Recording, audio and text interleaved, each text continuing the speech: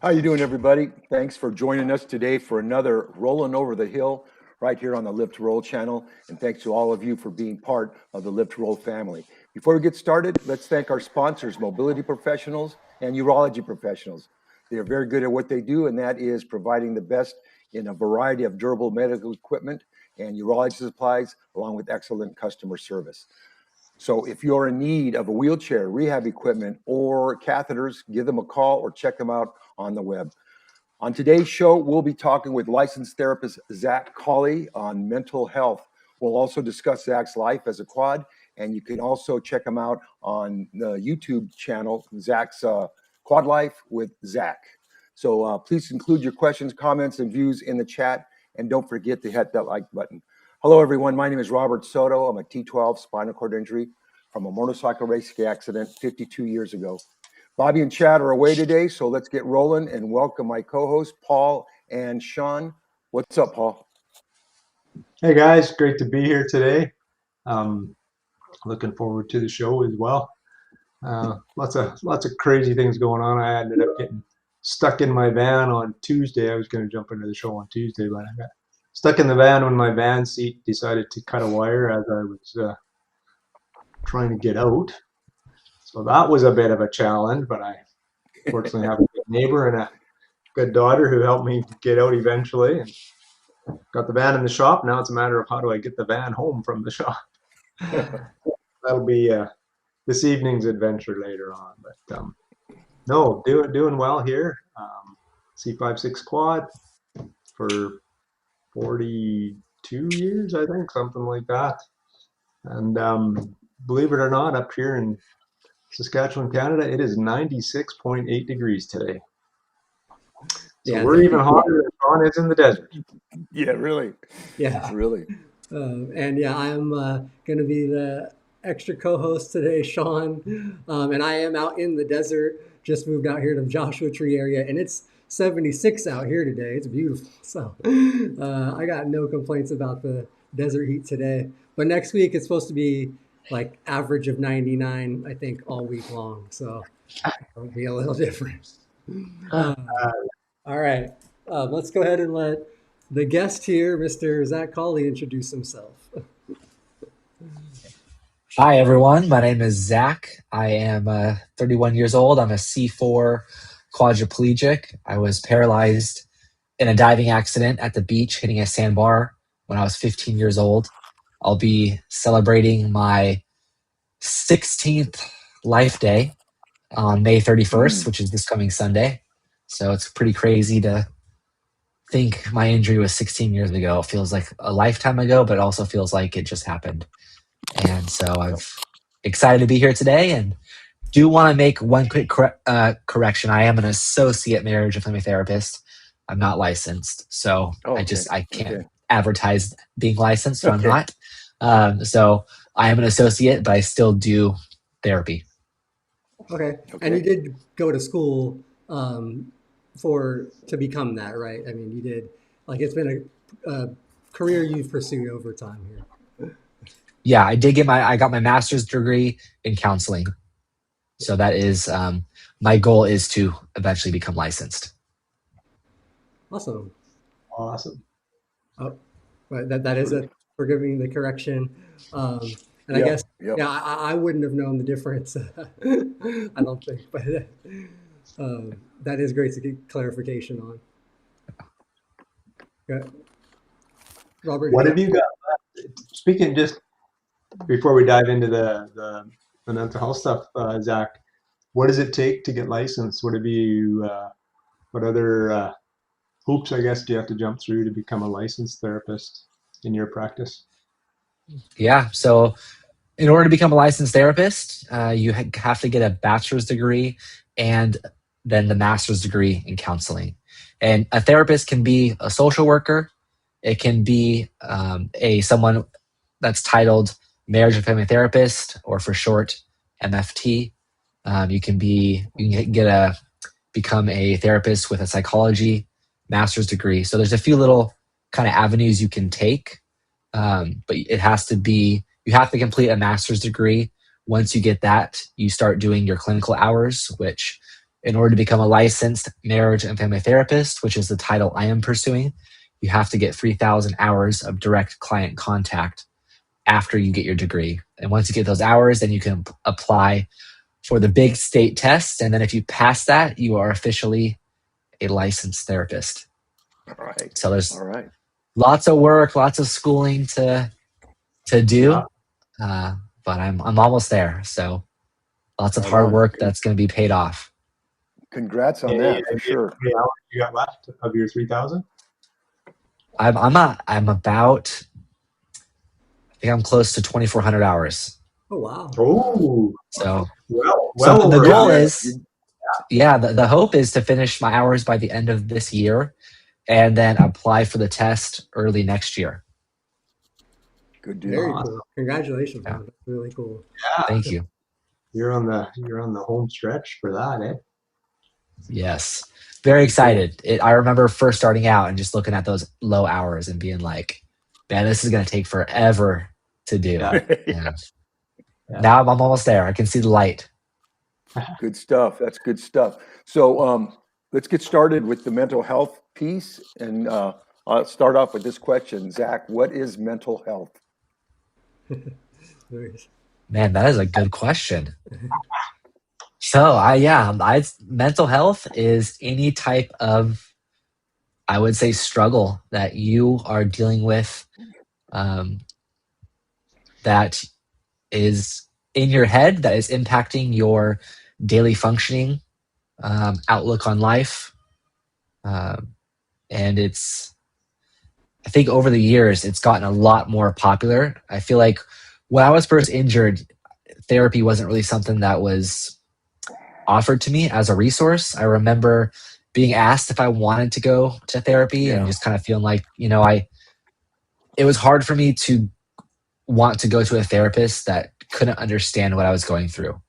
And as a 15-year-old breaking his neck, I don't think I was also in the right mind space, and I didn't think therapy was going to be helpful.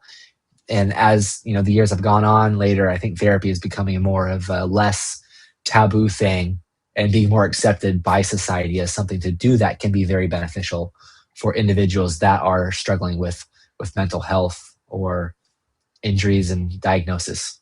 Mm-hmm. Let me build on that a little bit, or not build on that, but ask you another question. Building on what is mental health? What is mental wellness? Mm. Yeah. I think that's acknowledging that whether you have an injury or not, in life is going to be hard. We're going to go through really difficult seasons.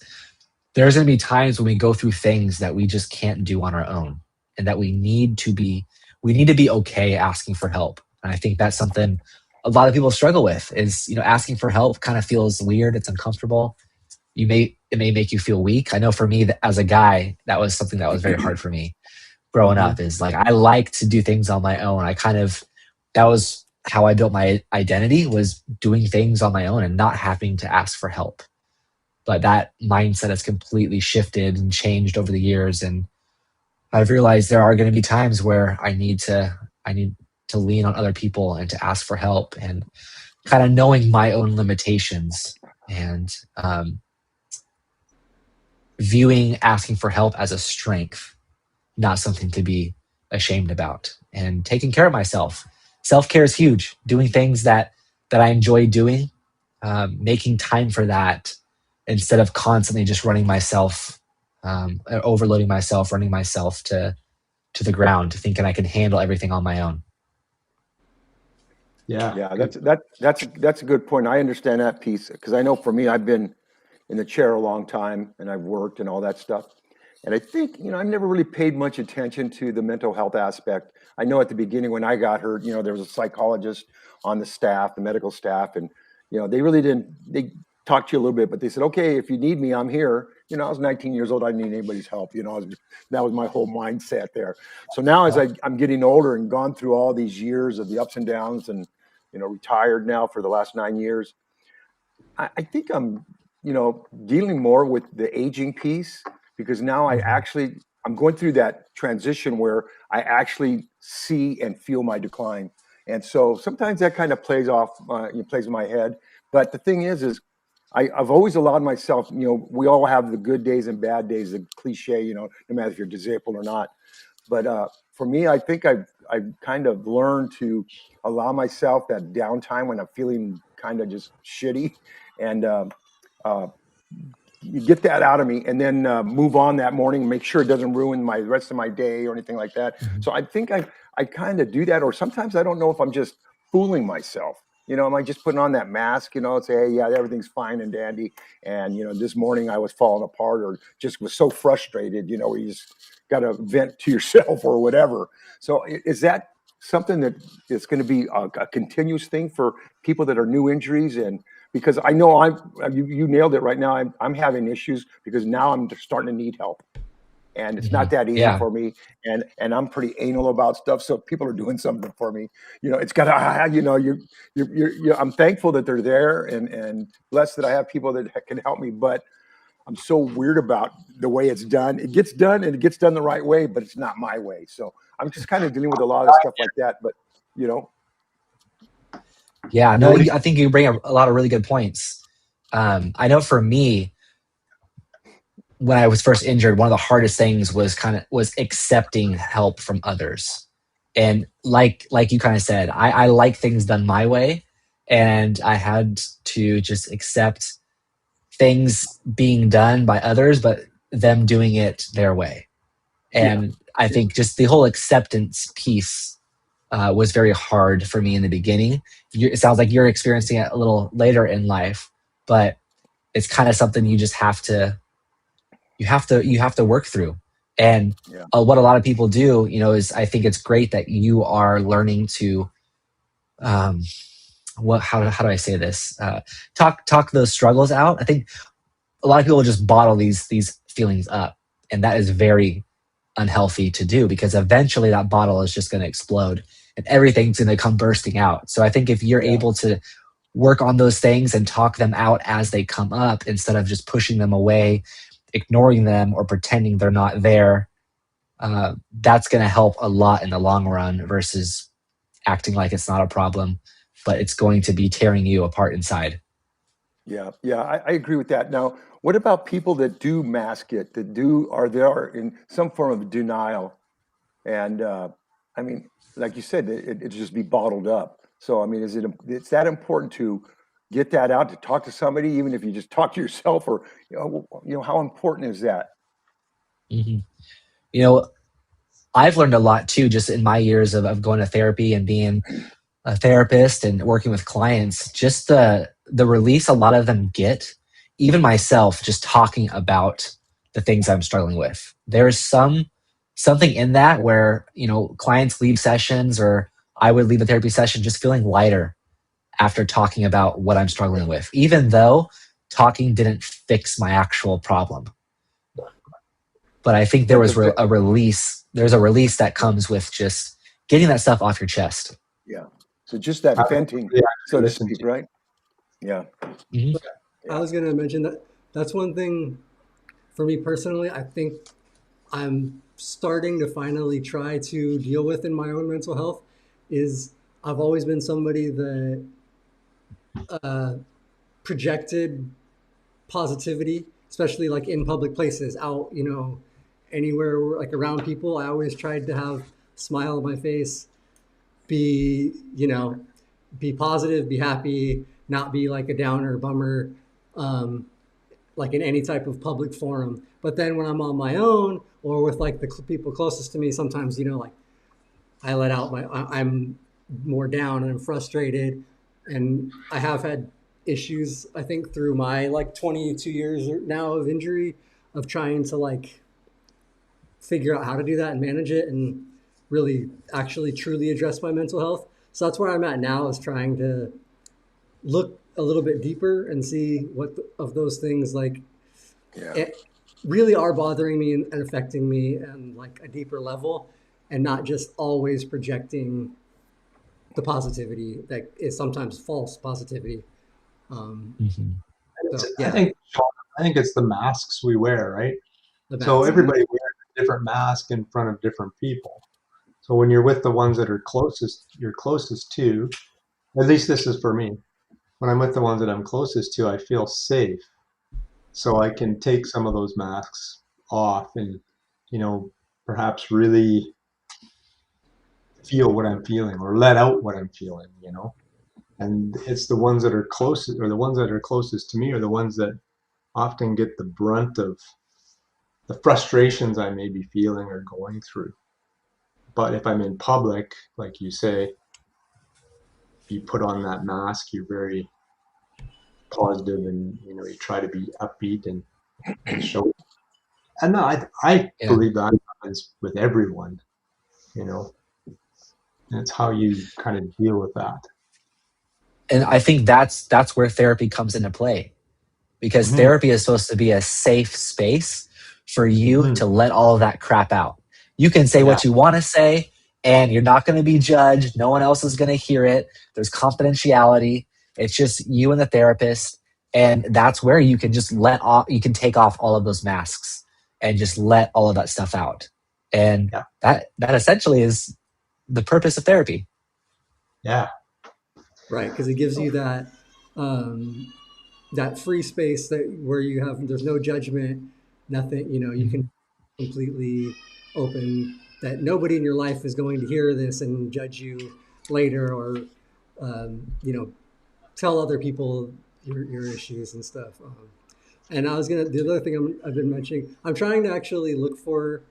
I tried a therapist for the first time about a year and a half ago, and it just wasn't a great fit and didn't work out. So I'm actually, now that we've moved, looking for like a therapist or even like a psychologist. Like really, like I really want to try to look deeper. But one of the things that's been helping me recently is I've been doing kind of like a guided meditation, breathing, and Tai Chi, which one of our para friends told us. But before I do that, I do a journal thought dump. So like I do a thought dump for the day, and I don't know, I think both are very beneficial. And that was actually Leah, that was her suggestion, was to do the thought dump, so that I'm not relying on breathing and meditation to try to clear my thoughts. I'm dumping my thoughts out, and I'm able to, like, it's almost like the therapist, nobody else is there. It's just, Yeah. I'm just saying it out to the phone that's there, saving that little thing. And then it's like dumped off of my mind, and I feel a little bit freer. Then I can breathe and kind of try to feel like can like relieve some stress in my mind a little bit. But And that's awesome, Sean. Journaling can be so powerful. Yeah. I know. And that's been something that you've been told all these years, even when you're in school. There's always been teachers or professors that said, hey, journal, keep a diary, daily diary or whatever. And, always said, yeah. And so, I think that's beneficial, because like Sean was saying, it's the thought dump and all the things that are, you need to get out, and you're writing it down, which is still the same thing as talking to somebody about it. So I think the journal is a great thing. And I wish it's something that I would have done years and years ago, but it's always mentioned to you, but you never do it. Hey, you can start Yeah. now. Yeah, well, I do have one. I have one here, and just some things that I was going to, and it all kicked off when I had to put down my pet, and I've had her for like years and years, but it was just her and I am, because I live alone and everything. And man, I was devastated. So I started writing, just so I can get it out of my, rather than feeling and mourning her for, like, which I still am doing. But yeah, it helped. It helped a lot with me writing that down. Because you can whine and whine you want to people, but when you're writing it down, it's just getting your thoughts and your And I think focus.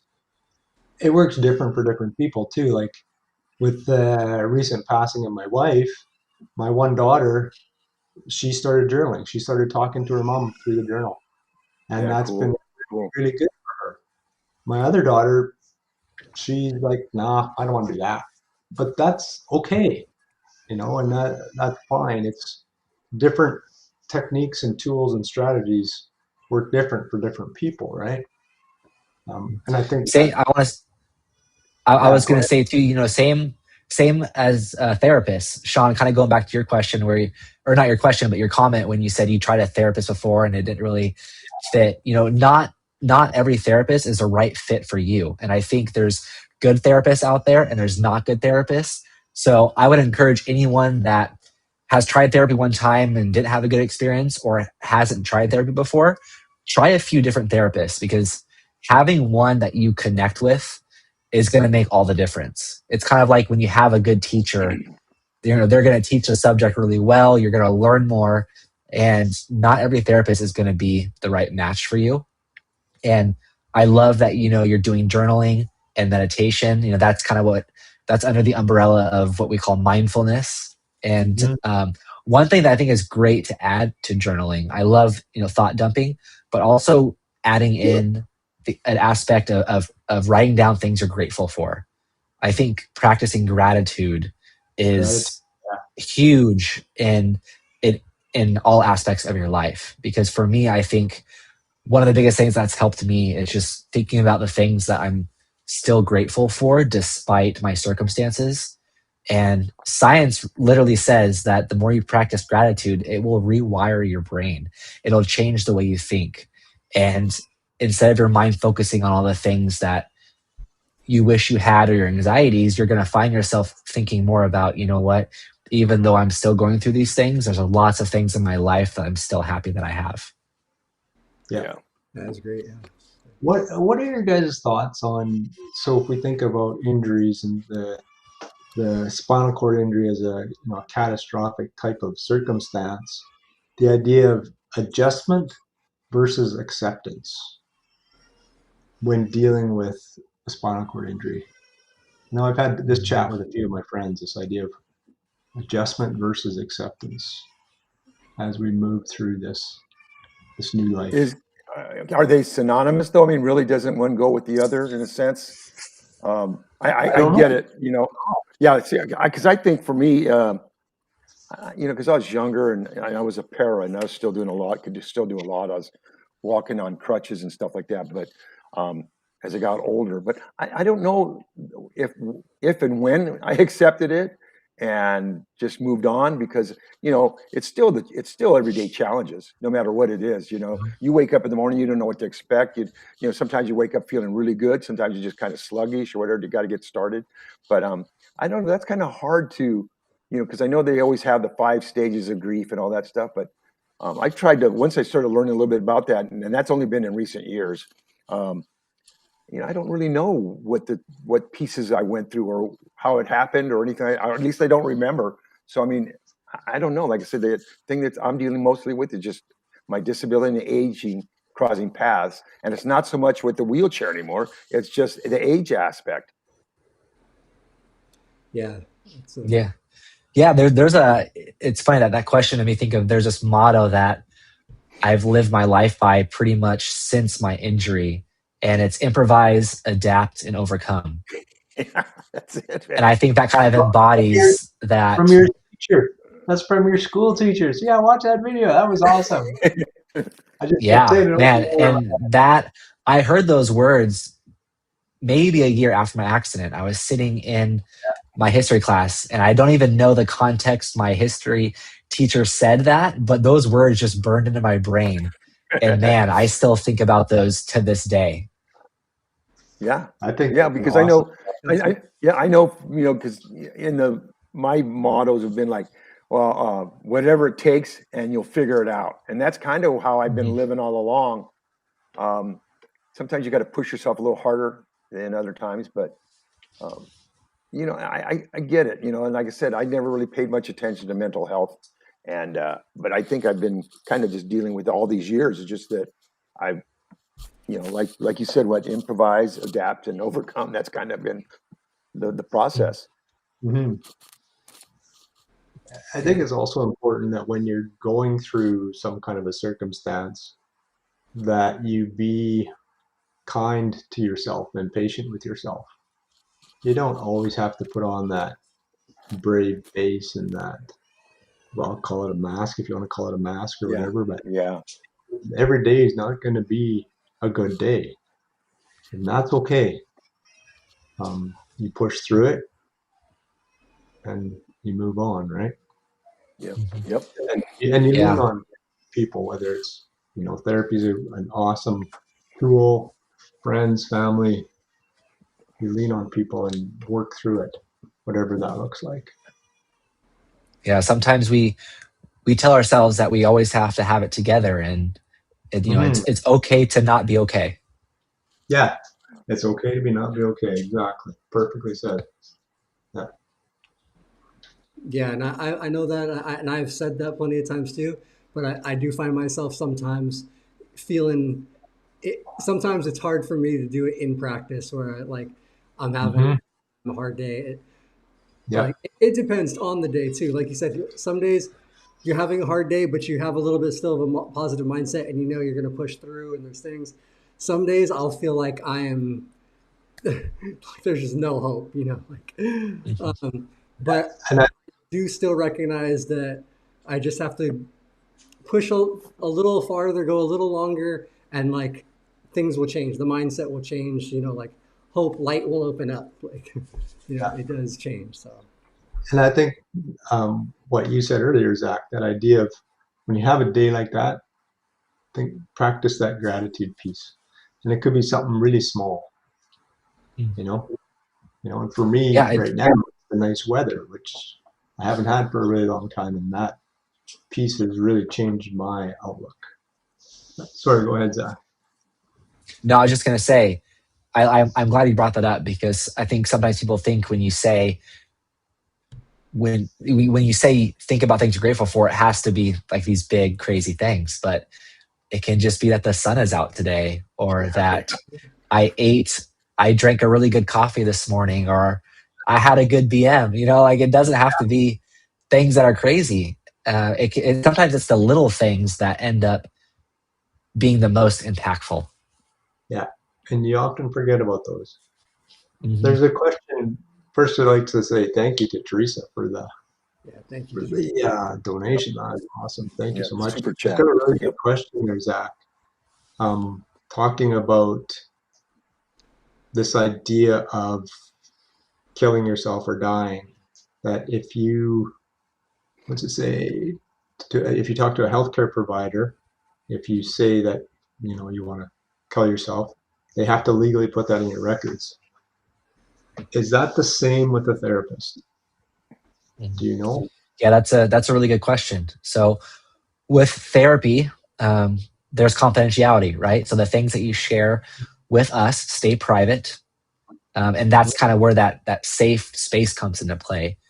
However, there is a gray area, because we are also mandated reporters.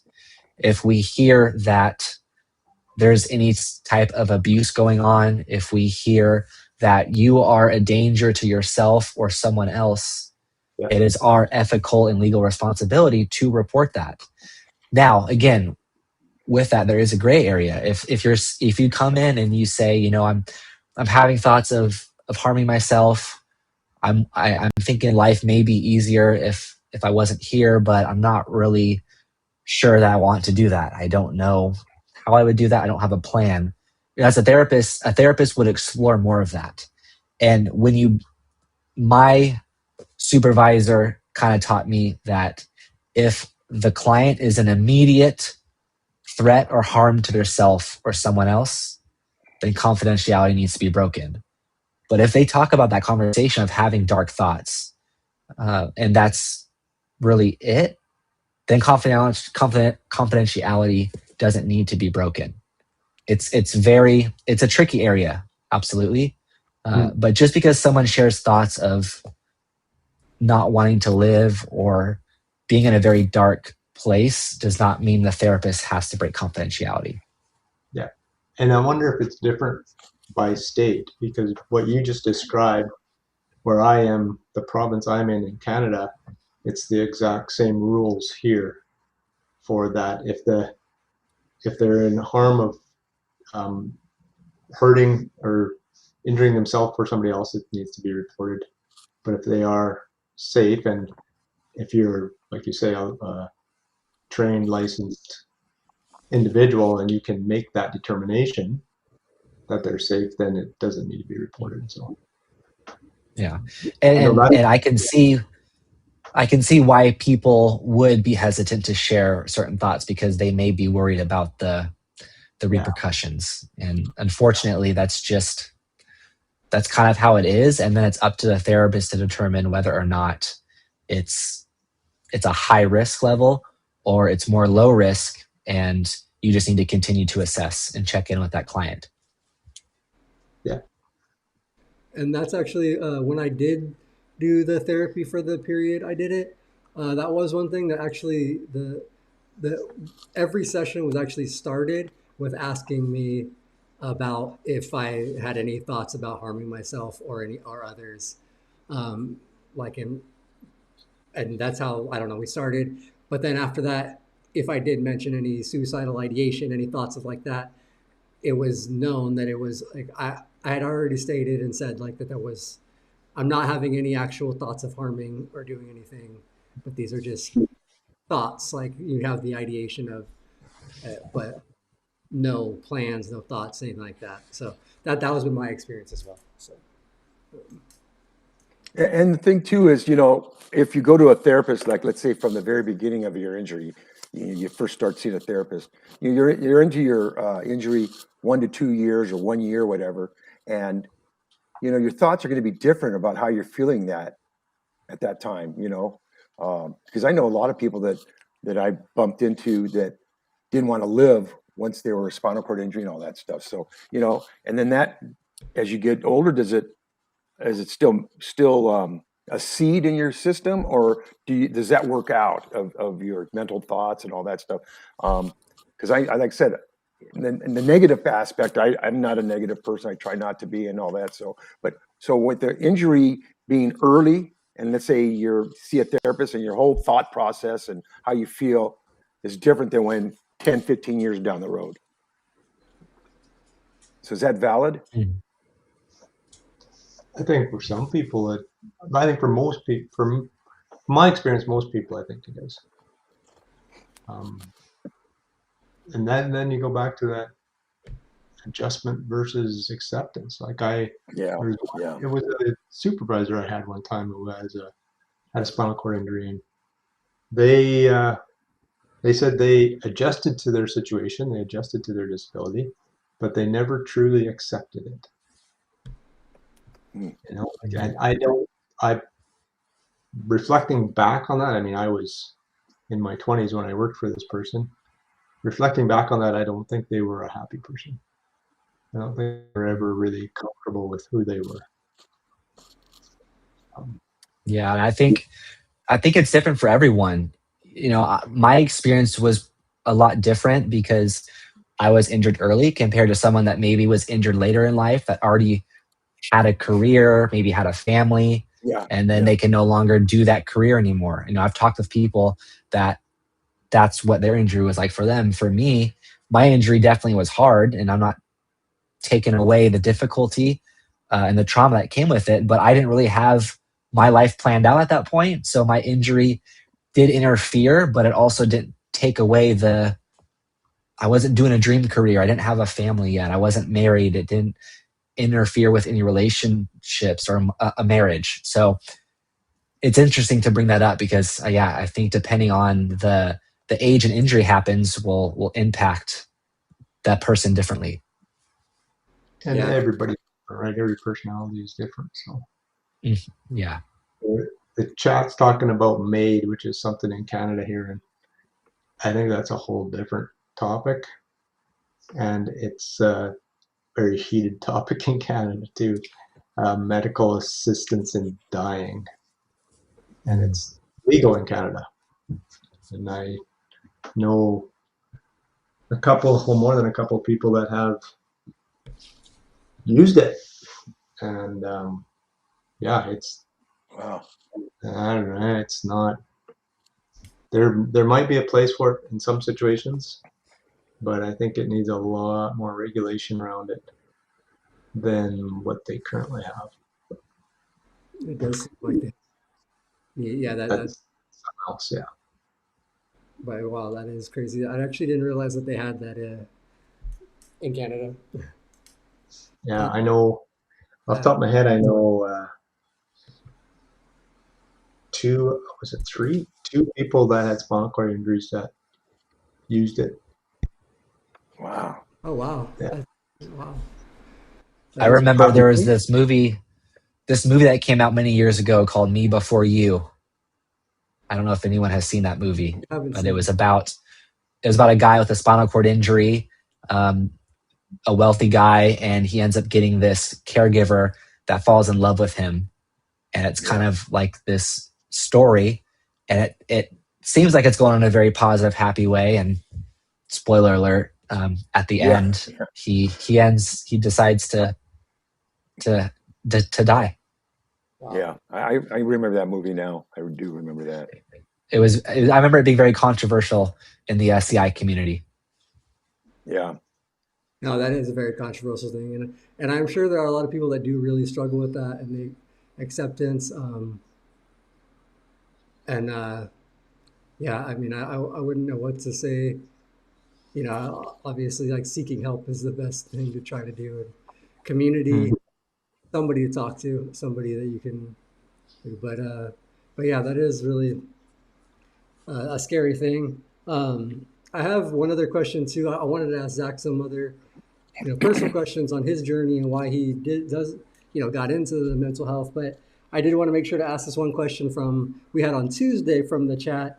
It was somebody that was voicing concern that about they're getting anxiety about their future, what their future will look like, and who will be able to care for them as they're aging. So sort of that aging thing. I think there may be a higher level injury and relying on family to help.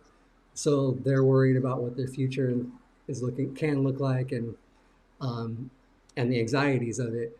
So yeah, I was going to ask that for them if you had any advice or anything you would tell somebody like that was asking something similar. Yeah, yeah, absolutely. Anxiety is probably one of the most common things every individual deals with to an extent. And ultimately, what is anxiety? Anxiety is our kind of inability to handle uncertainty. And thinking about the future usually causes a person to have anxiety because they don't know what that's going to look like or how things are going to work out. And, unfortunately, I do not have a magical answer to make anxiety go away, and I don't know what your future is going to look like. But I know for me, one of the things that has helped a lot with anxiety is slowing myself down and just focusing on the present, because the present is where you have control. I can't change my past. I can't change what's happened to me, and I can't control something that hasn't happened yet. And so for me, I think just focusing your energy and your time right now in the area of your life that you can control can really reduce that anxiety in your life. And I don't know anyone that never experiences anxiety, but I think when you are able to just focus on the things that you can control, it can reduce that anxiety. I would say that's probably one of the biggest things that I would recommend and have people try. And then again, kind of just practicing gratitude. Gratitude can really help with that anxiety and rewiring your brain to not get so caught up and focused on the things that you really don't have control over, and being grateful for the things that you still have. For me, my life, I live a really good life. I love the life I live for the most part. But my outlook on life and my happiness isn't determined on whether or not my circumstances change. I think that if I did, I wouldn't be a happy person because I'm still paralyzed. So instead, I still have control over my attitude. I can wake up and put a smile on my face, and I can get out of bed and I can do the things that I may not want to do, but I need to do. And I can live my life one day at a time, not focusing too far in the future and stressing about something that hasn't even happened yet. And I don't know if anyone else can relate to this, but there's a lot of times in my life where I have kind of focused more on anxiety or things that happen in my life that I don't know how it's going to work out. And I spend all this time being anxious, wasting all this time trying to control something, losing sleep over something I don't have control over. And it ends up working out. And then I look back and I'm like, man, look at all that time I just wasted Yeah, thinking exactly. about something, and it ends up working out for me.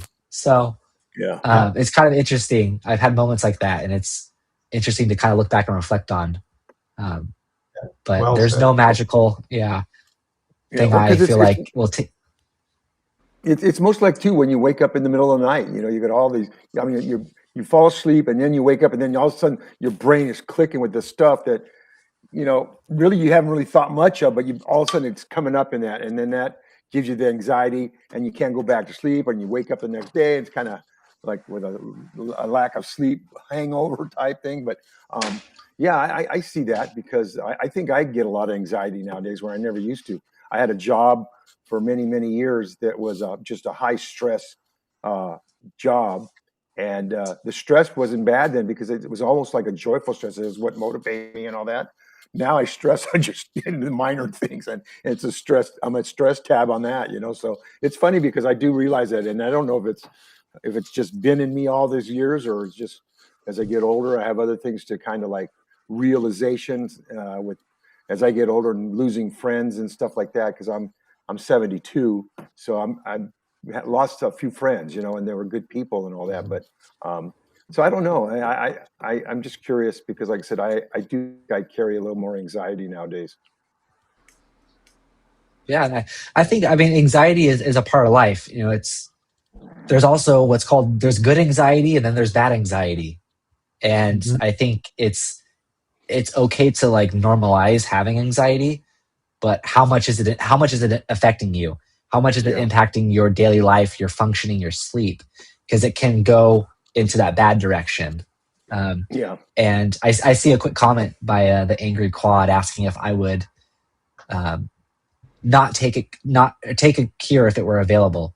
Um, so I would definitely take a cure if it were available. I was just saying my attitude and outlook on life isn't based on whether or not I will walk again. Because if it were, then I wouldn't be very positive because right now there is no cure for spinal cord injuries. And so I think that's a big part for me in helping just move forward in life. Living with an injury is looking at the things that I still have and the things I'm still grateful for, rather than just thinking about how I'm going to be paralyzed for the rest of my life. That's yeah, well said. I think that was a good way to put it. Yeah, because like you said, you're living in the moment. You're living in the present. This is the present. This is where you're at. This is your body. This is your life. Live in it. Enjoy it. You can control your attitude. Um, Mhm. Mhm. yeah, I think that's great. And I Great. think too, like a lot of people, they go into those midlife crises where they're like, oh my gosh, I'm this age and where did yeah, my life go? And I think that happens for a lot of people that either that live so much of their life just focusing on the past, or live their life being anxious about their future, and they skip that middle part, and then they get to a certain age where they realize, oh my gosh, I've just wasted so much of my life worrying and stressing about things that I had no control over, and now in the blink of an eye, here I am. yeah, yeah. Now, another question I have. I kind of spend a lot of time on TikTok and things like that, and there's some people that I've known that we've mentored and things like that that were hurt motorcycle racing and things like that. And on their channel is pictures of them just racing. Nothing so much current. It's all what they did before. And is that healthy?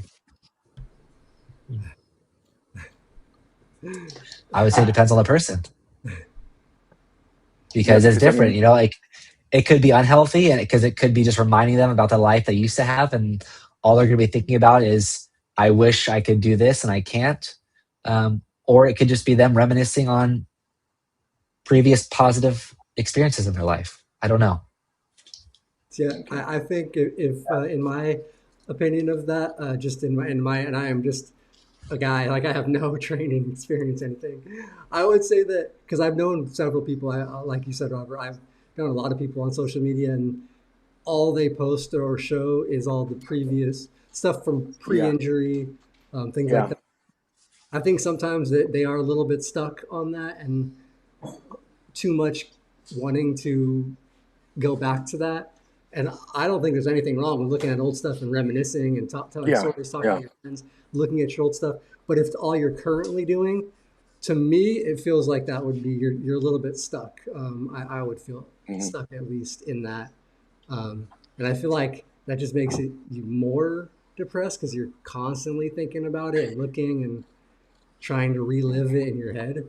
But that's just my personal thoughts on it. Yeah. But Yeah, yeah, one that's thing, where I was. That's the same way I feel. I mean, and I mean, it's cool about looking at stuff that you did and all that. Just like nowadays when you're look at family pictures and things like that, just reminiscing stuff like that. But some of these guys I know that are just there. It's like, yeah, I don't know. I just think it's them not moving forward.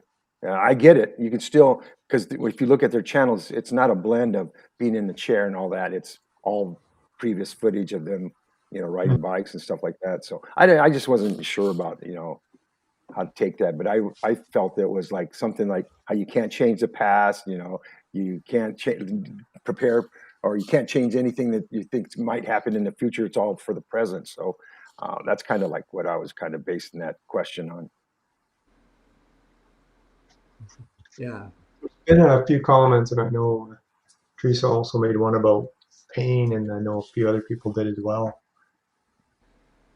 And pain can really, I believe, pain can really affect a person's mental health. Have you got any tips, tricks, suggestions around pain and spinal cord injury and living with and or working through those types of situations, Zach? Yeah, that's a really tough one. Mm-hmm. I know a lot of people with injuries, especially spinal cord injuries, live with nerve pain, something that they deal with 24/7 every day, and it's very difficult because, like you kind of said, being in pain really can impact your mindset, and it's so much harder to be positive when you are constantly in pain and being reminded about your reality. And I again wish I had a magic wand that I could wave and give you this life changing advice, but I don't. I would I would say living one day at a time, just trying to get through one day, not thinking so much about the future, um, and also finding some purpose and passion for whatever it is that you love and enjoy in life, and looking for the good things, the things that make you happy, finding a hobby that you enjoy doing that just gives you some peace. And I'm thinking of kind of how what Sean brought up earlier is doing mindfulness and meditation, or a thought journal, and writing things down. And that's different for everyone. So I don't know what that would be for you, or whoever is listening to this that is struggling with pain.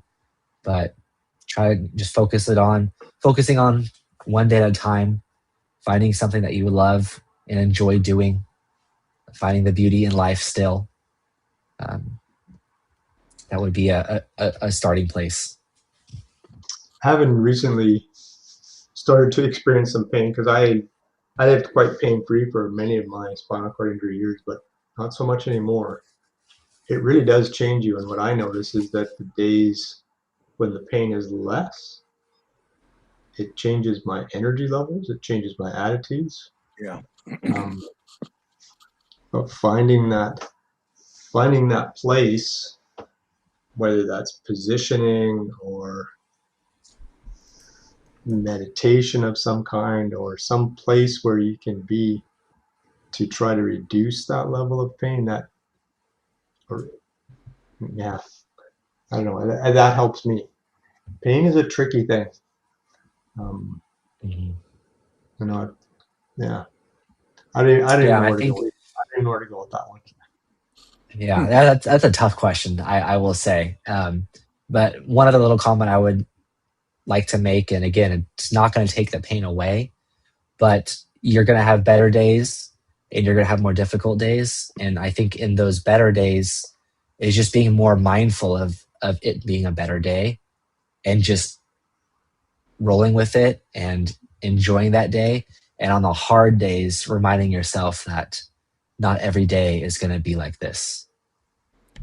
What's real quick also, uh, what is a good way to keep yourself more present? If you have any, like, just like a tip you would say for somebody that's trying to more stay in the present, whether that's paint, like just like we said, not looking to the future, not dwelling on your past, paint, like just trying to be Mhm. present, enjoying life. Yeah.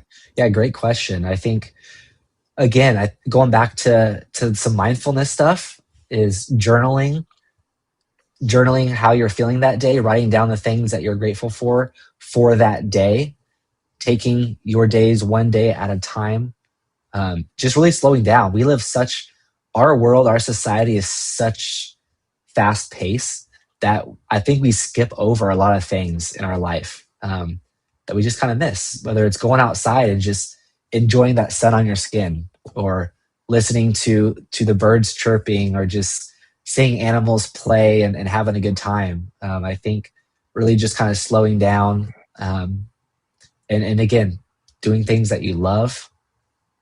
I don't know what that is for everyone. Hobbies are a great thing. Maybe doing something that you've always wanted to do, but you've never quite pulled that trigger. Reading a book. But I would say ultimately the best way is to just kind of slow down and not think about all these things that you need to do or want to do, and just focus in on one of them, making some progress. That's a good one. Yeah. That's good. Point. Good Yep. advice. Yep. So I think Rob makes a good point too. Sometimes a lot of this stuff is easier said than done, and you really need to be conscious. You really need to, well, be mindful, I guess, right? And I think the idea of pausing, like you say, Zach, is a really good advice. Pause, slow down, breathe, take a breath. And yeah, it's much easier said than done. You know. Absolutely. Yeah. It definitely is. It definitely is. And maybe what that might be for someone is just to go outside and read a book for 30 minutes. Yeah. And I'm trying to think how to say this. A lot of the stuff I feel like we're talking about it's not easy to do. No, it's easy to say. Easy to do. It's easy to say. Yeah. It's hard to do. It's hard to be motivated to do a lot of these things when you're struggling so much. And I feel like a lot of these tips and tricks or good things in life don't come at an easy cost. And Yeah. you gotta find something that is worth fighting for. It's worth making those hard decisions to do. Yeah. Yeah. Find that reason to live. Eric makes a good point. Kind of another struggle beyond the idea of pain is that idea of loneliness and isolation as somebody in our situation. And that's, I think that's a big thing too. More recently, that's something that I've kind of experienced as well. It's that idea of being lonely, being by yourself. Maybe not having that support system, or not. That's not even it. It's a little deeper.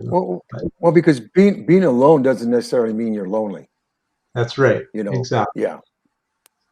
Yeah, sometimes it's good to be able to be alone and be content in that. Like, it's nice to, you can have your own thought. You can kind of work on yourself if you need to.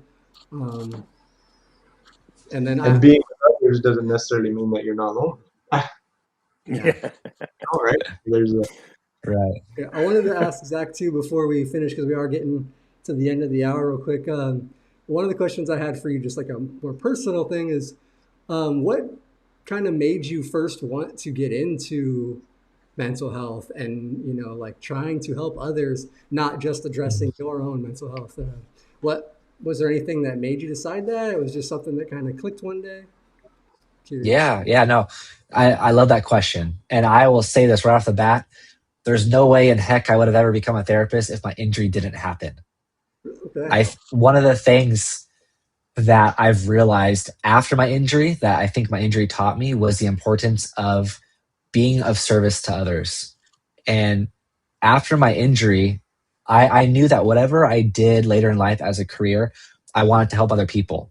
I remember the very first fundraiser I had after I broke my neck, being there and just seeing all these people come together, help donate money to me, people that I knew, people that I had never met in my life before.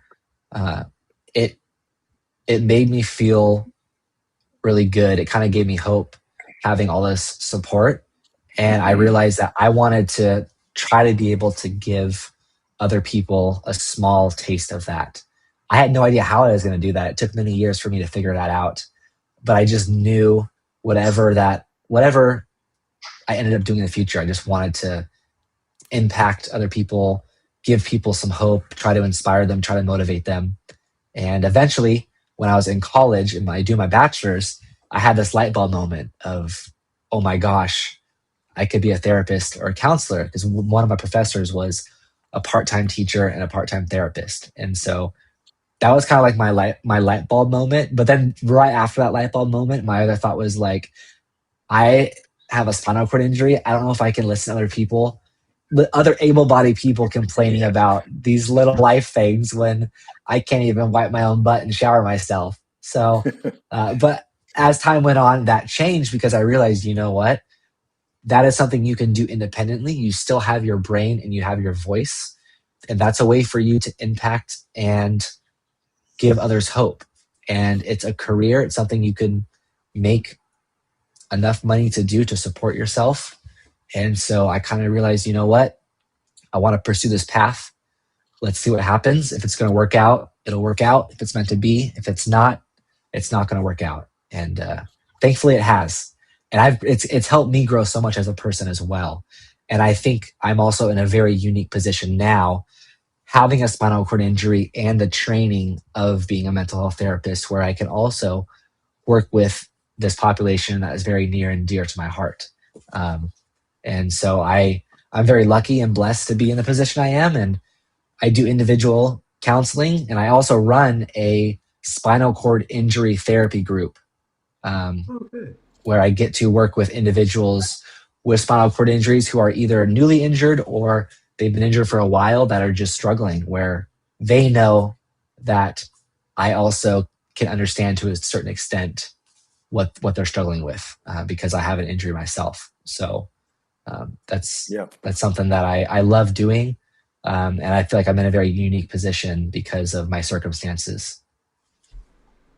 Oh, that's really cool. I was going to ask, is the group you're running, is that through the practice you work for, or is that separate, something you're doing, you started kind of separately as a support group kind of thing for people? Yeah, I run it completely on my own, and it's a therapy group. So I can only see people who are in California, because unfortunately with how it works with therapy is whatever state you are trained / licensed in is the state you can only see clients. So I mean, if there's anyone listening to this or in here right now that's in California that would like to be a part of it, if you want to reach out to me, I can give you more details and information. It's online because I know it's hard to travel. Some people don't have those means. So it's an online therapy group that I run, and I'm currently trying to build it. And so it's been great so far, but it's hard, advertising this this resource in this group has been a little more challenging than I expected it to be, because it's also a very, it's a smaller community, and I'm also limited to only in California. But it's more something that's on my heart to be doing and to have as a resource to others who are newly injured or currently struggling. Man, that's really cool. I do have, I think, just your YouTube and Instagram links in the description, but I can, if you have, maybe I can even add your email or something if people do, if they're in California and would like to take part in the Yeah, group. I can send you my work email. Perfect. So yeah, if you want to send me the work email, I'll make sure to add that to the description for anybody that's watching afterwards here. If you guys want to come back to it and check it. Because yeah, that's a great resource. That's really cool, dude. I actually didn't know you were doing that too. So that's really, really awesome, man. Really proud of you. Thank you. Did you guys have anything else, Robert? Do you want to? No, I just think if there's a lot of more questions and just talk that we could do. The hour went fast, and this is just like an open-ended subject that we can continue. But maybe I'd like to see Zach come back to us, and we'll discuss further, because I know you're not gonna. You can only give so much information in an hour. But let's before we say goodbyes, let's give our sponsors another shout out. Let's thank our sponsors that help support Live to Roll, mobility professionals, and urology professionals. Contact mobility professionals if you are in need of a wheelchair or any other DME equipment. Mobility Professionals services the Southern California region, so contact them if you are in need and looking for a company that is part of the community and understands our needs. Their sister company, Urology Professionals, can help you with your catheter needs. They service nationally, so wherever you're at in the country and in need of catheters, give them a call, Urology Professionals. And one thing that we missed earlier up in the chat was that Stormy Friend gave a donation to the channel too. I want to acknowledge that. Thank you very much. Oh yeah, Stormy. Yeah. Really, really appreciate that. Yeah. Shout out Stormy. Yeah. I think we also need to give a shout out to Leah, because she's keeping that chat running. I know Tuesday's show and today's show, the chat was hopping. Yeah, that's what I know. That's what thank you for doing that. I need to shout her out more often, because she does a lot more than, she doesn't just sit and watch the show. She really tries to engage the chat. She tries to ask questions. She very much is a huge part of producing the show as well. Yeah, so. Yeah, exactly. She's a producer. You got to give her credit for the producer. Put her in the credits, man. Yeah, no, 100%. She is the co-producer on the shows every time. So thank you for shouting that. Chat, I know we didn't get to address all the questions and comments. And yeah, because it's hard. That's why we had 150 comments in the chat today. So that's that's quite a bit of engagement and things through the hour. So thank you guys for being so engaged, and yeah, Zach, thanks for imparting some of your knowledge on us, and all that you do for helping others within the community and others in general. Anybody that's dealing with mental health issues, obviously. It's really incredible to be doing what you're doing, and yeah, man, congratulations. And I genuinely am super proud of everything you're doing for the community. Yeah. Dude, thank you. To that. If anybody's feeling uneasy about the topics that we talked about today that's in the chat, make sure you reach out to someone. Hopefully you've got someone. If not, you can find me on Instagram too. I'd be happy to chat. Yeah, everybody's a topic for some people. So. Yeah. Thank you for having me. I really appreciate this, and I love coming on here and talking. And I'd love to come back if there's a new mental health topic that wants to be talked about. Just let me know, and I'd love to come back on here. Thanks again for having me, and shout out to Mobility Professionals. They're also my company as well. I go through them, and they're great. Yeah, I know. Me too. I'm waiting on my chair, actually. Actually, my chair is ready. I'm waiting on Emotion to send my power assist wheels. They're back ordered. But yeah, they are a great supplier company.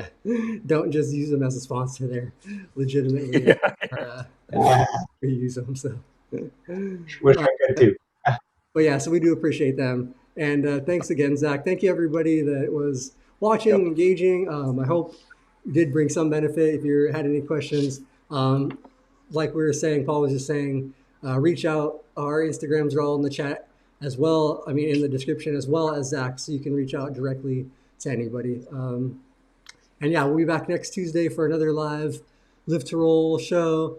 Tune in. We'll be back 3:30. And yeah, appreciate all you guys. Thanks again for watching. Live to Roll, everybody. All right. Live to Roll, Zach.